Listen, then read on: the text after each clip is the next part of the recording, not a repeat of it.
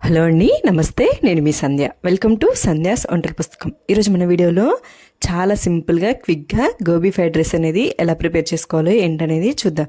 పిల్లలు కనుక బయట ఫుడ్ని ఇలా అడిగినప్పుడు ఒకసారి ఇంట్లోనే మీరు ఈ గోబీ ఫ్రైడ్ రైస్ని ట్రై చేయండి. టేస్ట్ అయితే చాలా బాగుంటుంది. చేసుకోవడం కూడా చాలా సింపుల్గా మనము ప్రిపేర్ చేసేసుకోవచ్చు. ఫస్ట్ టైం కనుక మన వీడియోస్ని చూస్తున్నట్లయితే మన ఛానల్ని తప్పకుండా సబ్స్క్రైబ్ చేసుకోండి. ముందైతే మనము రైస్ని ఉడికించుకొని పెట్టుకోవాలండి. రైస్ని అప్పటికప్పుడు కాకపోయినా మిగిలిపోయిన రైస్తో అయినా మనము ఈ గోబీ ఫ్రైడ్ రైస్ అనేది ప్రిపేర్ చేసేసుకోవచ్చు. అప్పటికప్పుడు ఉడికించుకునే రైస్ అయితే ఆ రైస్లోకి కొంచెం ఆయిల్ని అలాగే సాల్ట్ అనేది వేసేసుకొని ఉడికించుకోండి. ఆయిల్ అనేది యాడ్ చేసుకోవడం వల్ల మనకి రైస్ అనేది పొడి పొడిగా బాగా కుక్ అవుతుంది. ఈ విధంగా మనం రైస్ అంతటిని ఉడికించుకొని పక్కన పెట్టేసుకోండి. ఆ తర్వాత నేను ఇక్కడ 1/2 kg వరకు క్యాలీఫ్లవర్ని తీసుకొని ఇలా క్యాలీఫ్లవర్ని సన్న పీసెస్ లాగా కట్ చేసేసుకున్నాను. ఈ క్యాలీఫ్లవర్లో పురుగులు కానీ అలాంటివి ఏమైనా ఉంటే ఒకసారి వేడి నీళ్ళు పోసి శుభ్రంగా కడిగేసుకోండి. తర్వాత ఇందులోకి 1/2 స్పూన్ వరకు పసుపు, అలాగే కలర్ కోసం ఇక్కడ నేను 1/2 స్పూన్ వరకు కాశ్మీరీ రెడ్ చిల్లీ పౌడర్ని వేస్తున్నాను. అలాగే 1 స్పూన్ వరకు కారాన్ని ఇందులోకి యాడ్ చేసేసుకుంటున్నాను, మామూలు కారాన్ని. ఆ తర్వాత ఇందులోకి 1 స్పూన్ వరకు సాల్ట్ని కూడా ఇందులోకి యాడ్ చేసేసుకోండి. 1/2 స్పూన్ వరకు జీలకర్రని, 1 స్పూను ధనియాల పొడిని, అలాగే ఇందులోకి మీకు కొంచెం కావాలి అనుకుంటే 1 స్పూన్ వరకు గరం మసాలాని కూడా యాడ్ చేసేసుకోండి. నేనైతే ఇక్కడ గరం మసాలా అనేది యాడ్ చేసేసుకోవట్లేదు. అలాగే 1 స్పూన్ వరకు అల్లం వెల్లుల్లి పేస్ట్ని కూడా ఇందులోకి యాడ్ చేసేసుకోండి. ఈ విధంగా అన్నిటినీ యాడ్ చేసేసుకున్న తర్వాత మనం ఇలా ముక్కలకి బాగా పట్టే విధంగా 1 నిమిషం వరకు ఇలా బాగా కలిపేసుకోండి.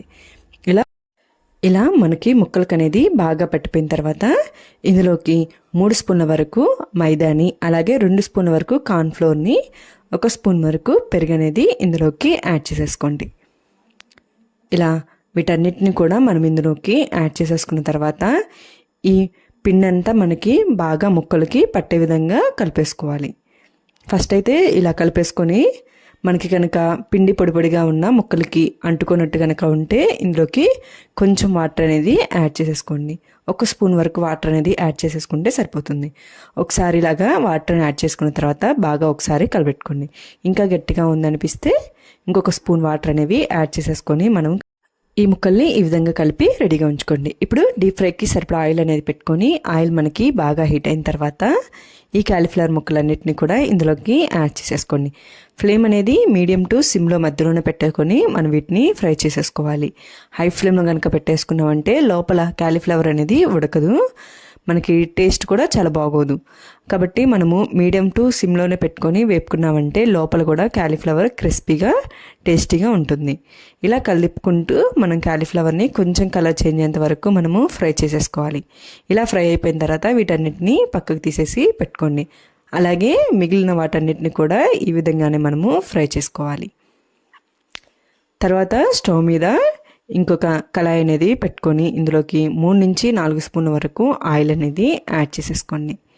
ఇలా ఆయిల్ అనేది యాడ్ చేసుకున్న తర్వాత ఆయిల్ కొంచెం హీట్ అయిన తర్వాత ఇందులోకి సన్నగా కట్ చేసుకున్నటువంటి 2 పచ్చిమిర్చి చీలికల్ని, అలాగే 1 స్పూన్ అల్లం వెల్లుల్లి పేస్ట్ని కూడా యాడ్ చేసుకొని వీటన్నిటిని కొంచెం ద్వారగా ఎగేంత వరకు మనము ఫ్రై చేసేసుకోవాలి.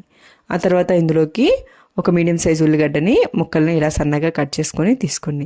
ఉల్లిపాయలు అనేవి కూడా కొంచెం ఫ్రై అయిన తర్వాత ఇందులోకి సన్నగా కట్ చేసుకున్నటువంటి క్యాబేజీని, అలాగే క్యారెట్ని, క్యాప్సికమ్ని కూడా ఈ మూడింటిని కూడా ఇందులోకి యాడ్ చేసేసుకోండి. కొంచెం చిటికెడు సాల్ట్ని కూడా ఇందులోకి యాడ్ చేసేసుకోండి. వీటన్నిటిని యాడ్ చేసుకున్న తర్వాత మనము ఫ్లేమ్ అనేది హైలో పెట్టుకొని 1 నిమిషం పాటు బాగా వేగనివ్వాలి. మనకి ముక్కలు అనేవి బాగా ఏగితేనే టేస్టీగా ఉంటుంది. ఎక్కువసేపు అనేవి మనము ఉడికించకూడదు. కాబట్టి మనము ఫ్లేమ్ హైలోనే పెట్టుకొని బాగా వేయించుకోవాలి. ఇలా కొంచెం వేగిపోయిన తర్వాత ఇందాకలా మనము డీప్ ఫ్రై చేసి పెట్టుకున్నటువంటి కాలీఫ్లవర్ ముక్కల్ని కూడా ఇందులోకి యాడ్ చేసేసుకొని ఒకసారి వీటిని కూడా మనము బాగా ఫ్రై చేసేసుకోవాలి. ఈ విధంగా మనకి ఫ్రై అయిన తర్వాత ఇందులోకి మనం ఉడికించి పెట్టుకున్నటువంటి రైస్ని కూడా ఇందులోకి యాడ్ చేసేసుకోండి. ఇప్పుడు ఫ్లేమ్ అనేది సిమ్లోనే పెట్టేసుకోండి, లేదంటే రైస్ అనేది అడుగంటిపోతుంది.